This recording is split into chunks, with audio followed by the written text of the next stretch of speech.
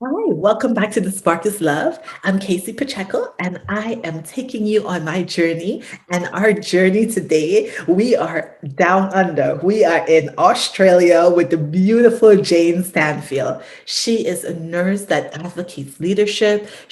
I'm going to introduce her in a second, but I just want to say that it is such a pleasure to be able to connect with nurses all over the world. And this is so cool. It's 5 o'clock in the morning. It's nighttime for her. So join us for this exciting conversation. So welcome, Jane. Thank you so much, Kasey. I'm so looking forward to chatting to you and to, yes, having a bit of intercontinental exchange because I think a lot of us are facing at a personal and professional level. Thing seems to be across the world and being universally experienced, I think, at the moment. So I'm really looking forward to exchanging some thoughts and ideas and energy with you. Yes, I'm so excited. I have so many questions to ask you. So heads up, might be a long interview, but I think you have so much experience and gems to share, especially with someone like me. So you did something. You inspire leaders, and first of all, I just want to say. I never wanted to be a leader. They would always ask me about leadership, and my idea of leadership was always being over or in charge of other people. And that just never really fit with my model. I feel as though I never really wanted to take that role. I don't want to be responsible for other people. But more than that, I felt as though I fit more into empowering of other people, like helping them, rise them. I see the beauty in everyone and everything. And leadership just always went against that. But you shared so much about what leadership really is. I'm like, it's actually giving me a new idea. So if you have anything to share with me, I will take anything you have to share. Well, it's interesting because what you actually say to me would be the real definition of leadership. That you see the strengths in people. You want to empower people. You want to bring people together and enable them to work together to build or construct something. That's leadership. And I think it is incredibly tragic that we have so many overlays of other experiences for ourselves in leadership. I suspect some of that comes from bringing together both the terms and perhaps mixing leadership and management. Mhm. Have you been involved in that conversation before about the difference between leadership and management? No, I thought it was one and the same, just being honest. Yeah, brilliant. And that's what we need is honest conversations with people. So this is an interesting one, and I'm not sure where we want to take it. So at any point, interrupt me because I love talking about this stuff. And I love talking about it to our real nurses on the floor who will, to be quite frank, other nurses who will take healthcare into the future. I currently think, as I observe healthcare, that it is in a state of collapse. Mhm. I can see some hope in that there are people with energy and vision like yourself who will reconstruct a new and better healthcare system wherever we might be and whatever the constraints of, the politics and the society are that we live in. So I think that there is an element of hope and going with the flow as we see the system collapsing around us. At the same time, as with any crisis, be it a natural emergency or anything, as things collapse, people might get hurt. And so what we have to do is also come around the people who are currently in the middle of the collapsing system and give them whatever hope and support we can. And for me, some of that is conversations for people interested in learning who have another 20 or 30 years in the healthcare system. If you get this sort of stuff in your mid-20s or mid-30s, you've got 30 or 40 years to apply it. What's often, I think, happened in healthcare and nursing is that we are excellent clinicians to midway through our career. Then suddenly we're pumped up into leadership/management with no training, no concept of it. And then suddenly you have a stressed and raw human trying to lead and manage, and then we get the knock-on effect from that. So long way, I guess, and a long preface to say my interest in differentiating, and depending on how you edit and put this together, people may want to pause here and pause and think, in my mind, what's a leader and what's a manager? And where do they overlap and where are they completely separate?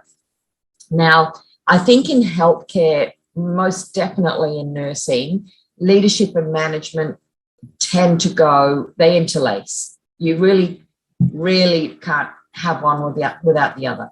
And when you have one without the other, I think it possibly leads to the impressions that you might have had. So if you only have managers who are not leaders, who don't do your definition of leadership, see the strength in others, see the power in others, look at where they can take others and how they can build into others' view of things to create something better.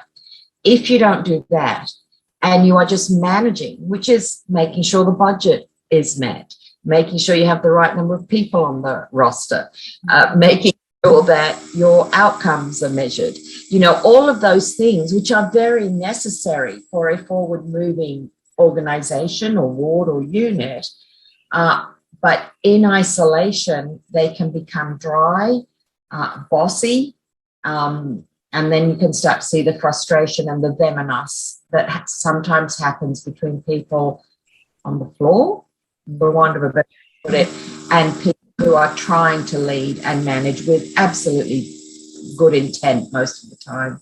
Yeah. As well. So one of the first thoughts is, where do leadership and management meet? How are they different? And how can I bring both to my leadership in healthcare? Yes,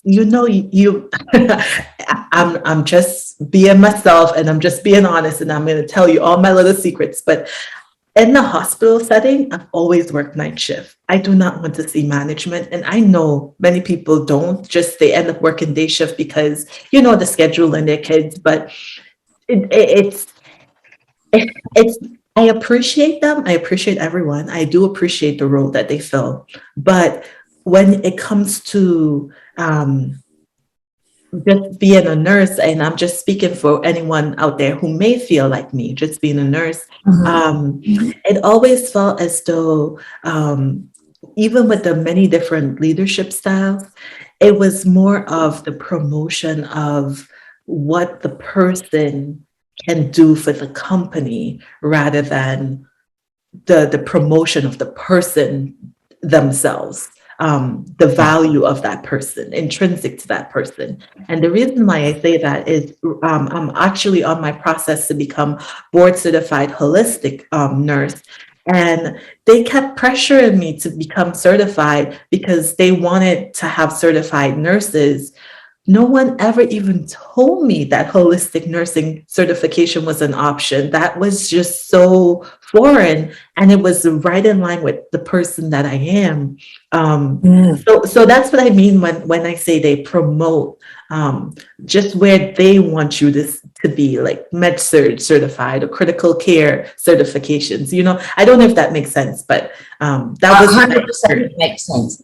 And I think this is why we have to have these very honest conversations. And I appreciate you. That's what I loved when I saw your initial presentation, but is your authenticity and your honesty means we're going to uncover nuggets of wisdom in there. It's all when we're all going around pretending we know what's going on and then pretending that we don't get to the root cause of some of these issues. So one of the things that jumped out to me there, and I know it was completely inadvertent and you wouldn't mean it because I've seen it, but you said, when I'm just a nurse. Nobody's just a nurse. Nobody is just a nurse.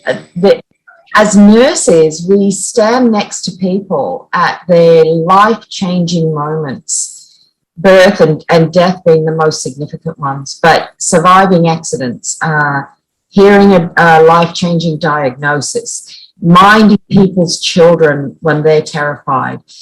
We are not just anything.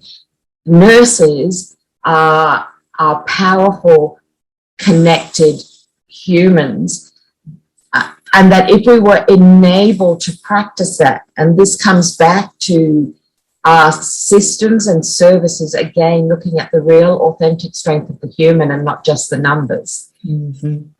Nurses were practicing as the nurse that they originally came in to be, and had the systems and resources to do that, we would have quite a different healthcare system. And so I think even one of the things I'm interested in from a leadership and management point of view is observing the language that we use. And so you will have received the messages that you've received in the language and body language that's used around you.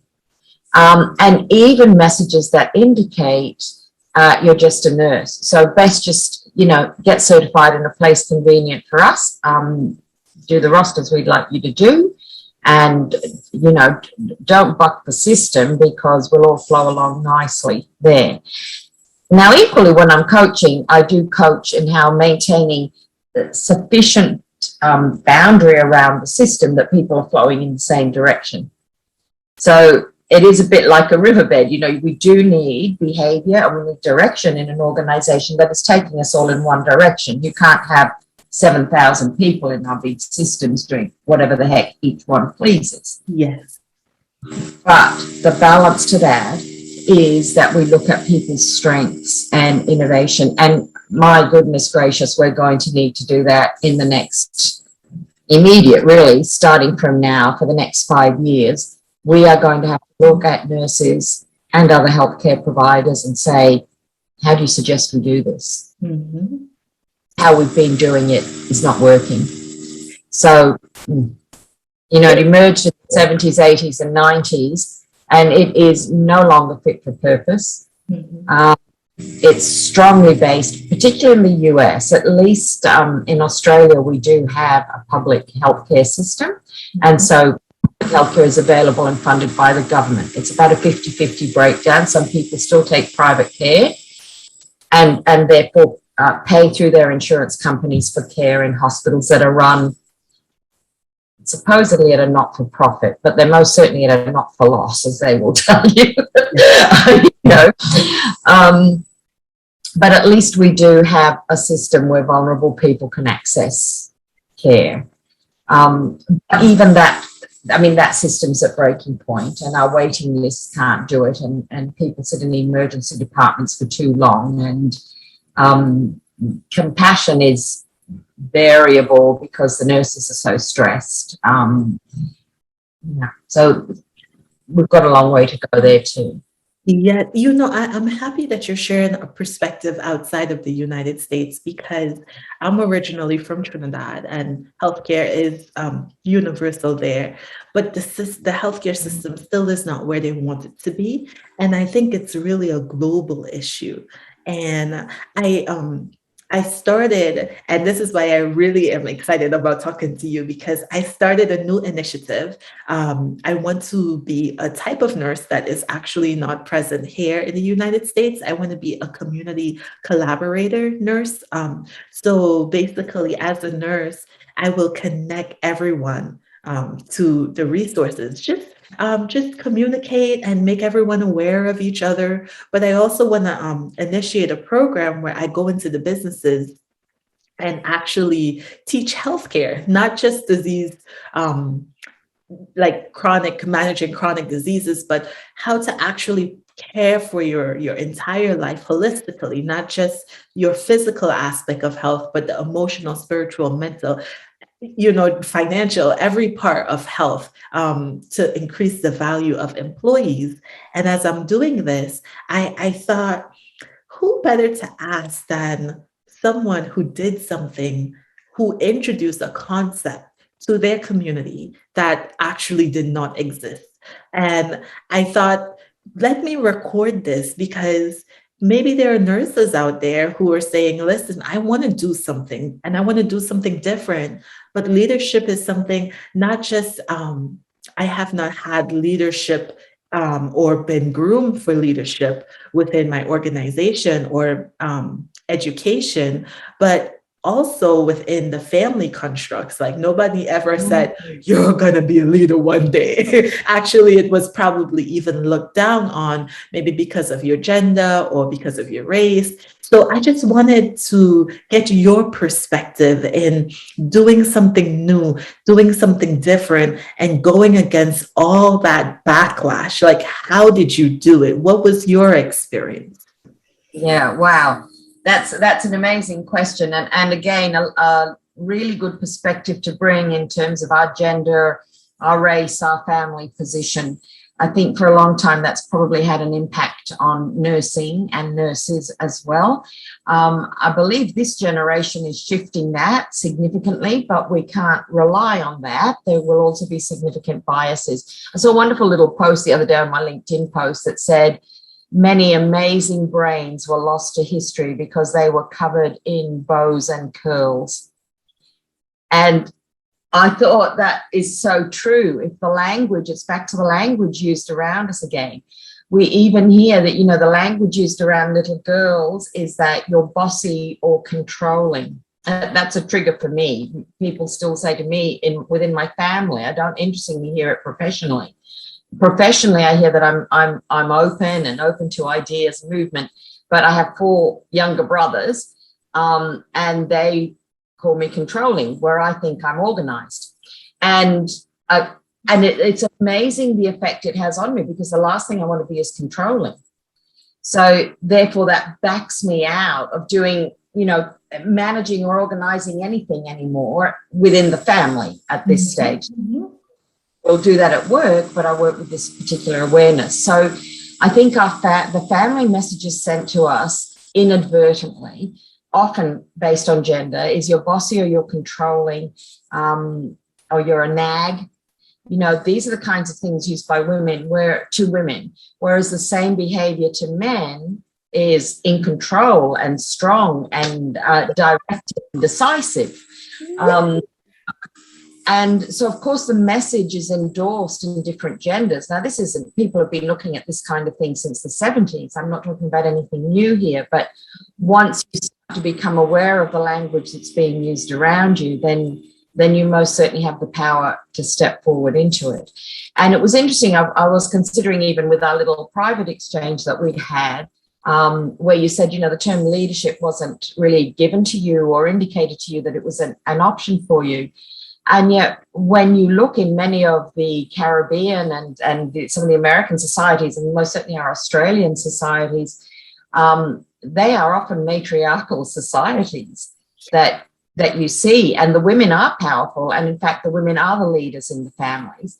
Now, there's a due respect and a deference to the men, and maybe a sense that we give the men the feeling that they're in charge. But there are lots of very, very, very strong women in our communities and societies. And I would dare say, almost in particularly in societies and communities of colour, the women that I see are very, very strong women. But we maybe are not using the term leadership. And so we don't transfer that to the fact that I'm strong in my family or I'm strong in my community. That means I could be strong in a healthcare organisation. But it does. We need to be telling people that right up front. You're strong in your family and you're strong in your community, and you know how to get a group of people coordinated and working together.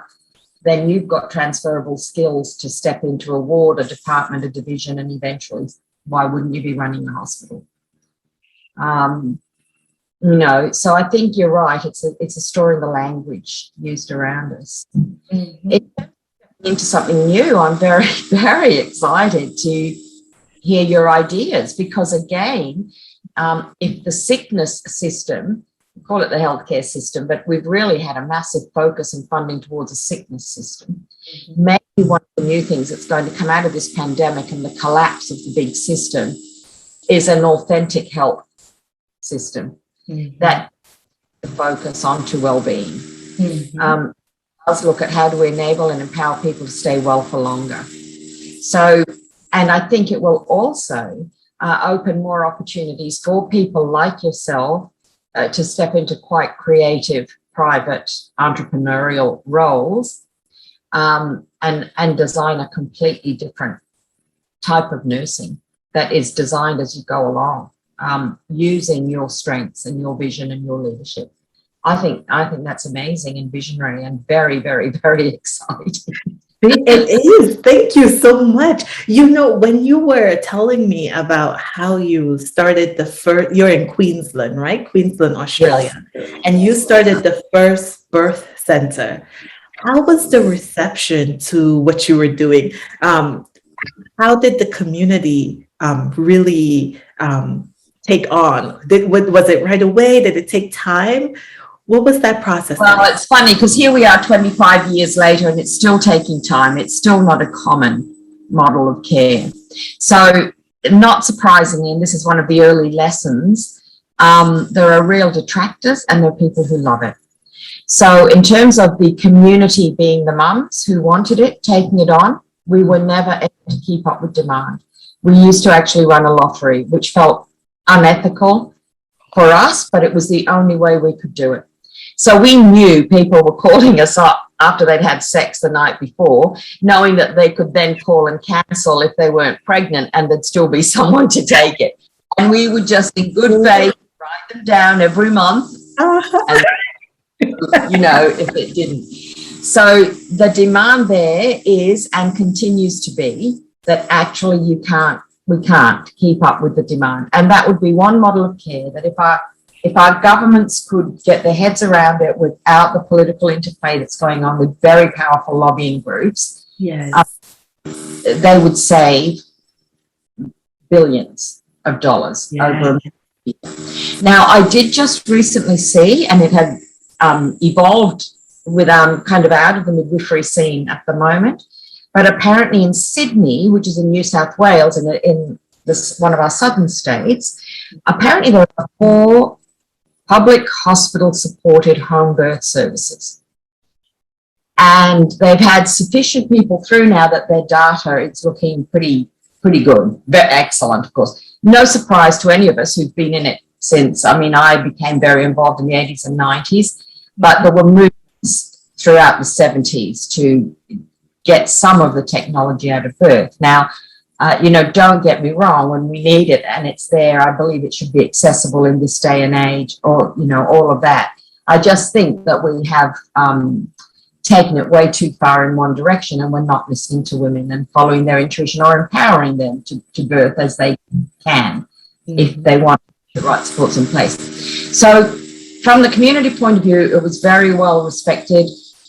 Many places now do have midwifery models of care across Queensland, so that's so hopeful. As I said, it's almost a whole generation. It's one whole career length of time.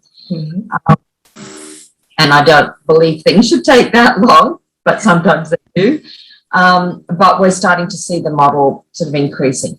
Now, at the same time, how did it go down? It was also a perpetual battle, in that the very powerful lobby groups, particularly obstetricians and gynecologists, really came down very strongly against it.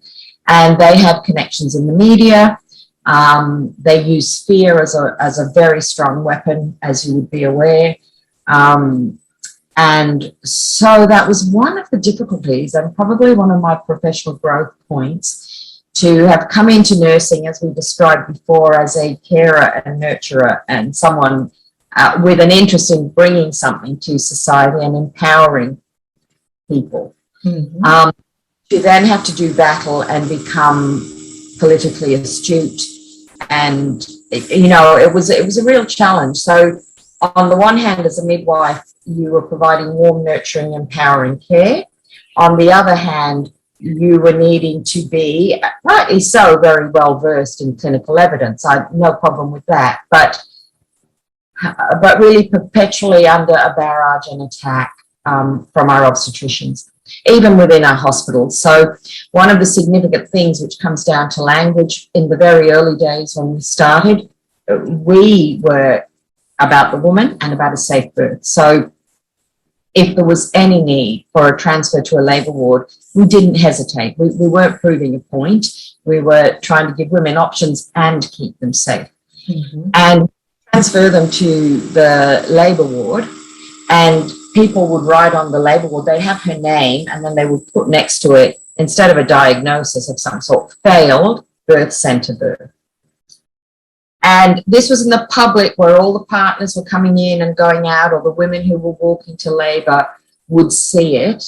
And it was just blatant manipulation of language. Of course, that was a successful birth centre birth. It would have been a failed birth centre birth had we kept the woman in labour for too long and harmed her or the baby. That would have been a failed birth centre birth. So that is very sad, I think, when models of care, where we really ought to be joined around best practice around in midwifery, the case of the woman or the family, become a personal power politics issue, and therefore extended out. And I dare say that's why 25 to 30 years later, these are still considered innovative models of care, when really they're 40 years old in a modern sense, and they're what women have been doing forever in a historical sense, and really in many parts of the world currently. Yes, that's so true. You know, in 2020, I had a baby in the middle of lockdown and pandemic, and I did start off in the birth center, and my midwife, she was absolutely very careful, and so I transferred to the hospital, and it really made me very keenly aware as the level of care. I'm not saying that the hospital was the worst experience, but compared to the birth center, the birth center was like a luxury experience. And it was nursing through and through. I felt her presence every step of the way. And I think something interesting happened in 2020 to me personally, because that was my first time that I needed healthcare. And that was my first time seeing, like, I knew healthcare was broken, but that was my first experiencing how broken healthcare was. And I just thought, she was brave enough to start her own, like, she worked as a midwife for years in the hospital, but she was brave enough to say, let me give a freestanding birth center to the community. And as a nurse, I felt like called after that experience to stand up. And I think many nurse leaders, even in our nursing history, they became leaders not because they wanted authority to rule or to create disruption, but really to serve a need. So to be honest, Jane, like, looking now, looking at 2020, looking at this pandemic dragging on, looking at healthcare being the thing that's crumbling the world, and we as nurses already know that we had a crumbling system to begin with. I don't want to sound dramatic, but I'm really fighting for humanity here. I don't think the general public really recognizes just how vital nurses are to humanity as a whole. And I'm really reaching out. I'm all the way in Australia, reaching out to you via Zoom, because I think our nurses, my fellow co-workers, they need to hear your voice. They need to hear that we need to rise up as leaders. I think our community is ready to receive us. Nurses, I think, opinions and reputations vary. There's been a lot around us being superheroes, and that's had its balancing effects. It's in one sense lovely to get the recognition.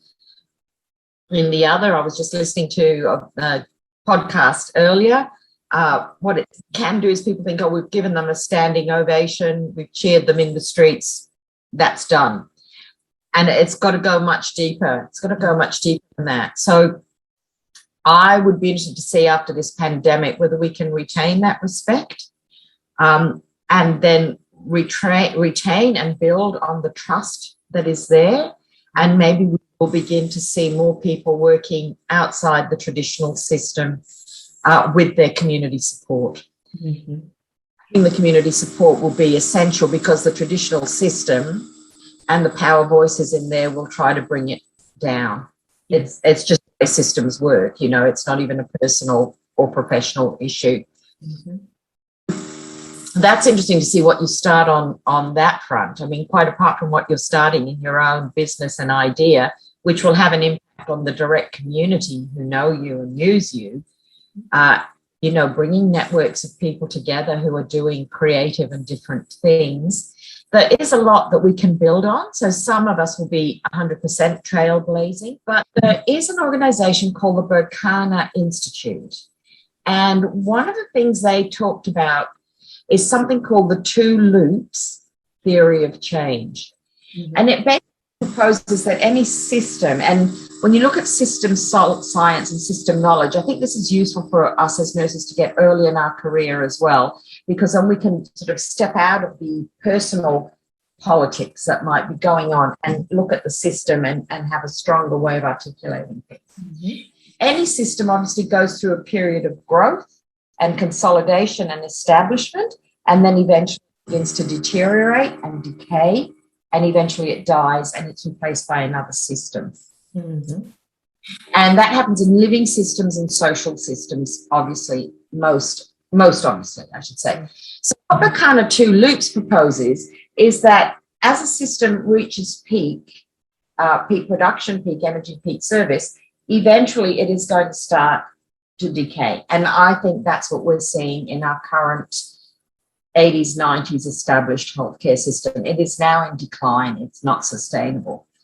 Now, rather than it just being a continuous loop, which you might imagine, what Berkana 2 loops theory proposes is that as this system starts to decline, people fall out of this system, which is what I'm seeing you doing, in a sense. People come out of the system and go, this system is in decline. It does not fit my values. It does not keep me well. I cannot flourish in it.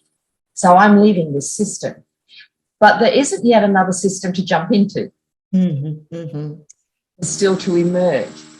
So what Berkana talks about, and this is maybe part of what you're talking about doing, actually, now that I think about it, is it talks about identifying and naming the people or the things or the subsystems falling out of the decaying system, bringing them together, nurturing them, empowering them and connecting them so that their system can take root and begin to grow. It's fascinating to look at it that way, because then it allows us not to feel so much on the outer, to think, well, I have this vision of what I could be as a nurse, the one you've just described, or mine as a midwife originally. But there's nowhere in any big established system where I fit. So is it too frightening? Do I have to squash myself into a big established system? Whereas looking at it this way, you say, well, actually, no, I just have to find other creative, innovative people who are looking at healthcare. And if we can gel enough of us together, we can begin to construct a new system.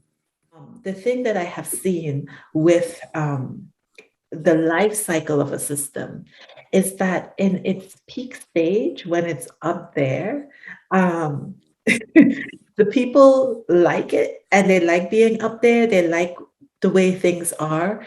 And that was the stage where innovation should come, not in the decline. And that's just in my observation. And so what I'm trying to do, I actually think, unfortunately, there's a lot more decline coming from healthcare because it's so long. And what I'm trying to do is not wait for it to get absolutely deplorable, like when Florence Nightingale walked in and just saw just deplorable, like absolutely horrendous situations, to make a change. I'm trying to ride the wave before it gets too crazy. And then it just puts a strain on the people who are making a change, because no matter how much you do, it will never be enough at that point.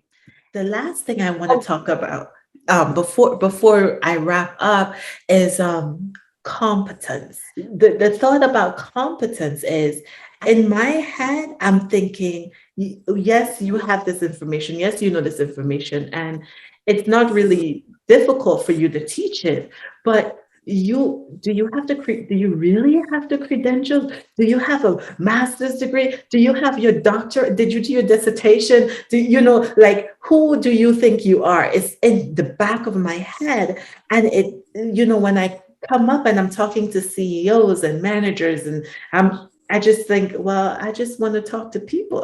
It just gets my competence. I seem incompetent because of my confidence levels. So, I'm really, I didn't know if you have anything to share on that. Well, I mean, it's interesting you should say that. Have you come across the term imposter syndrome? Yes. So that's classic imposter syndrome. Now, the research indicates that almost all of us have imposter syndrome, probably, unless we have a narcissistic personality or something like that. So pick your diagnosis, I suppose you could say.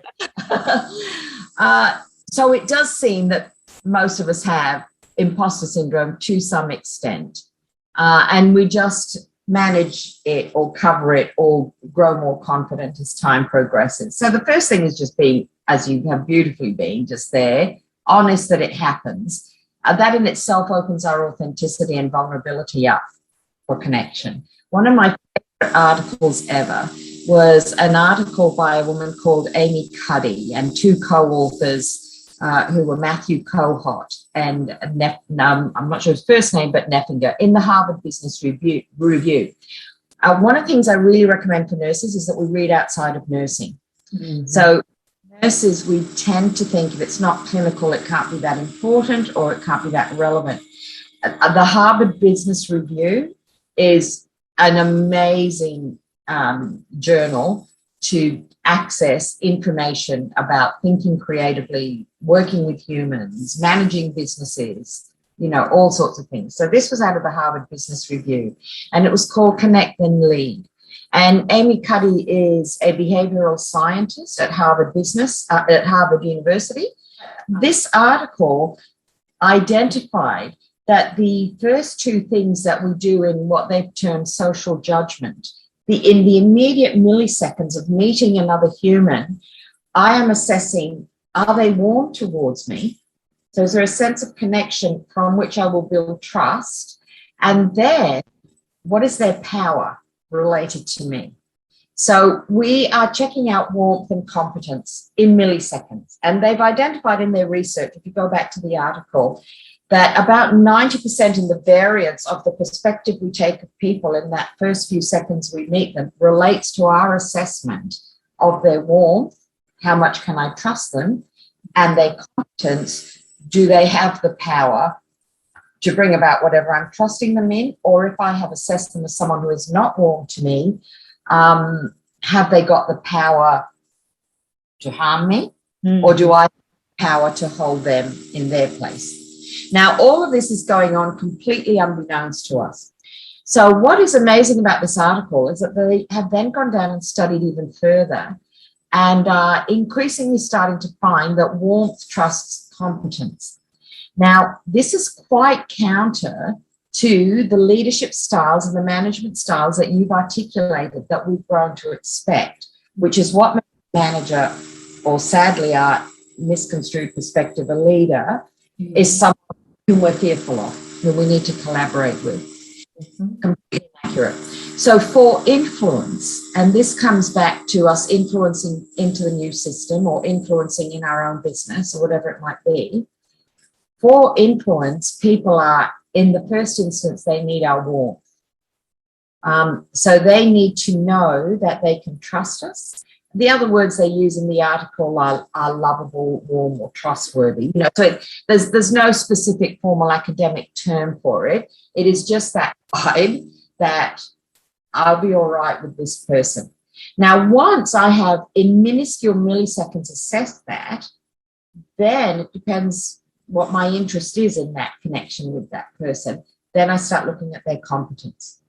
So they then progressed through, and they did this study again at Harvard University with people who were doing executive leadership courses.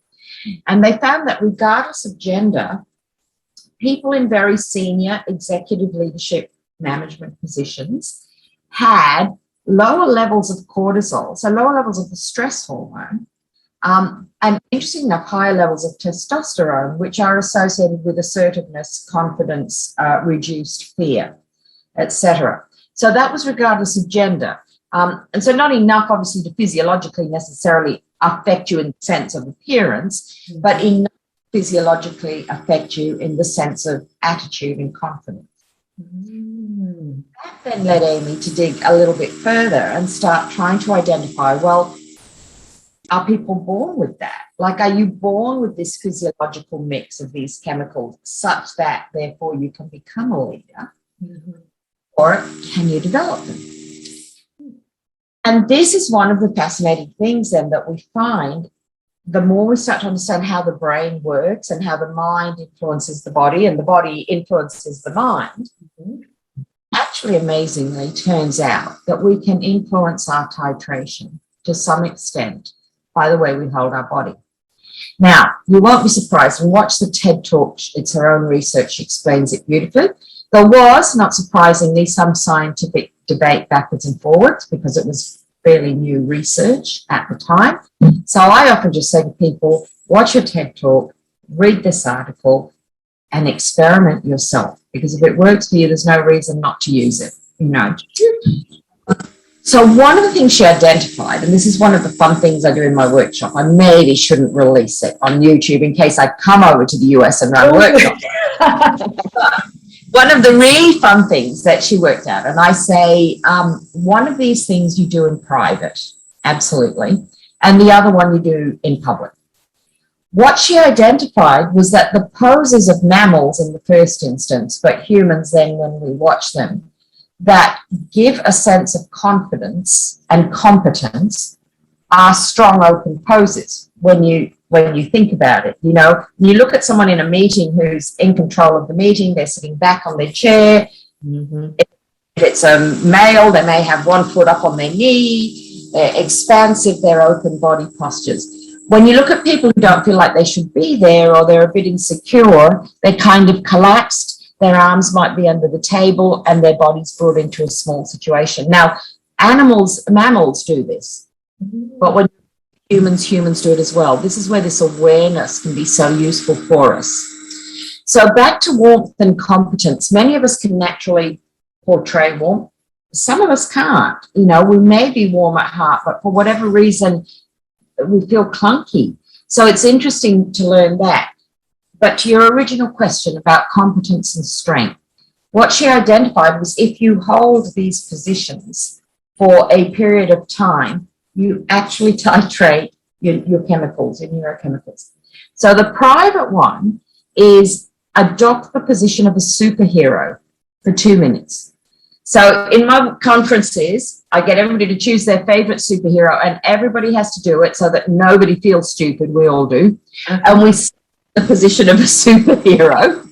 I don't make it for 2 minutes, but you can see that this gives people, their brain reads, my body is in a position of power, so everything must be all right. Significantly, it's not about intimidating. I mean, you don't do the superhero pose in public anyway. The private one, we do that. I say, you know, hop into the drug cupboard or the broom cupboard or somewhere and the loo, the toilet, and do this before you go into interview or whatever. But the one you can do in public is to take your space. So when you are attending a meeting or talking to a CEO or something as you're talking, our natural trained response is to collapse and be submissive, particularly as women, particularly as nurses, and particularly if there is a gender difference. We will not even realize we're doing it. So you can come in consciously and sit forward, have your shoulders back, use your arms expansively, put your head on one side. You're not coming in being threatening, but you are taking your space. Now, the significant thing here, and in the article they talk about it being inside out, not outside in, is you're not trying to intimidate the other person by taking and posturing. What you're doing is inside out. Your own body posture is indicating to your mind that you're okay and competent. So your mind settles down and you're better able to engage your prefrontal cortex to be articulate, to make your points, to hold your emotions in check, or whatever it might be. So other people will also be reading your body language, but you're not doing it for their benefit in that sense. You're doing it for your own benefit. Yeah. Let me send you to the primary research there, because it's quite life-changing and has been for many of the people that I coach. I mean, we often laugh about it because they say, oh, I tear up every time I see my chief financial officer and I feel so intimidated and I don't know how to advocate for my team. Yeah. And I have conversations and just say, look, just try it. And here's the research. I'm not making it up, because you would think somebody's making it, you read it. You know, hold the position of a superhero and have an expansive position in your brain. Friend, it's like, seriously. But anyway, I've had a laugh with a couple of them where I've come back and said, how did your meeting with the chief financial officer go? And she said, it was like a different person. Now, there may be other factors coming in there, but her experience of that meeting, whatever the science is or isn't, her experience of that meeting was that she was more confident, more articulate, less intimidated, and coming at it on an equal footing. So I think that's really important from the imposter syndrome point of view.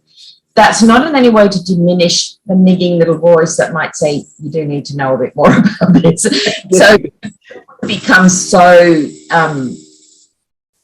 so competent and acting competent if we are not actually. That's not authenticity, it's not integrity, it's not either. So this, I know I don't need to say this to you, but just for people listening, I mean, down the track, the integrity and the authenticity remains. That's part of the wall. Yes. Yes. But you just don't let your own brain story put you down and sabotage you when it's only your own brain story. The other people around you right then are probably either believe that you're very competent or they're curious about what you are offering. So they haven't decided one way or the other, but they're curious enough to hear what you have to say or to offer. Absolutely. And I love that you put in that that little note about, like, you really do have to be competent about what you're doing. Make sure that you actually do know what you're talking about. And I actually think it is competence to say, this is outside of my scope of practice, or this is outside of my knowledge or my experience. I think it is a competent person that will tell you that. It's interesting enough, actually, a confident person who will tell you that. It's a paradox, isn't it? So it's a confident person who says, I've not come across this before, but I'm more than happy to go and look it up. I'll be back to you in a week. That says I am confident in myself and in my self-esteem and in the fact that this relationship's going to continue.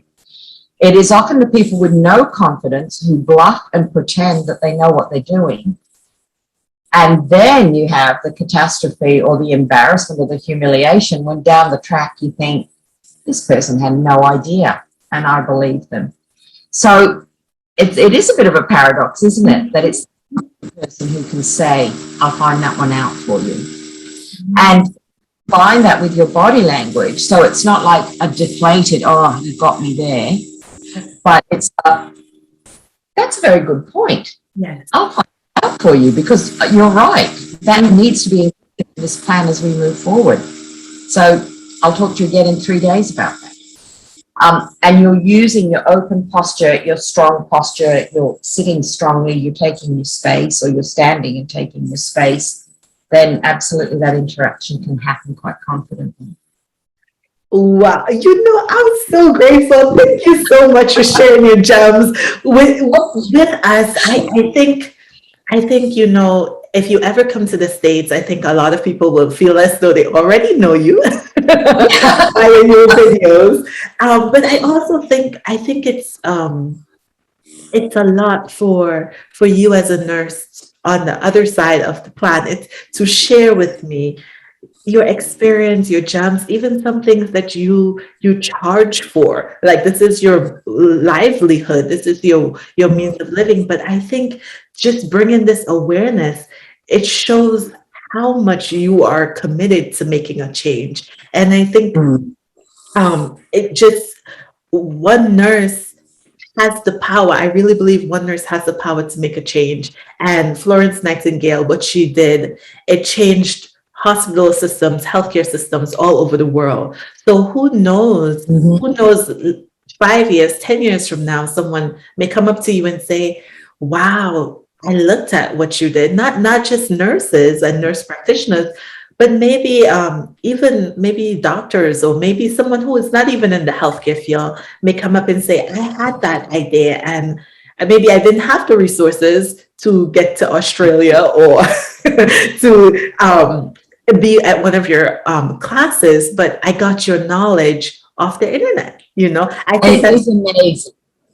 such an act of love. Nurses and other healthcare providers really need to have a voice again. And it's almost a bit of a cliche that we're saying that, but it's got so submerged under capitalism and income protection and powerful lobby groups that I think we have lost the real connection that is there, that is we care for people. We want to make life better for the people we can influence. And if there is enough of us doing that, we can have a big impact. And desperately now, I just thought this earlier when we were talking, we desperately need an element of hope to cling to, because I think when you are in a collapsing system, it is terrifying. And I'm speaking with the good fortune of not being at the clinical interface now. But, beyond terrifying, it is exhausting. It is depleting. It seems never ending. People are unappreciated. But I don't think we can leave it there.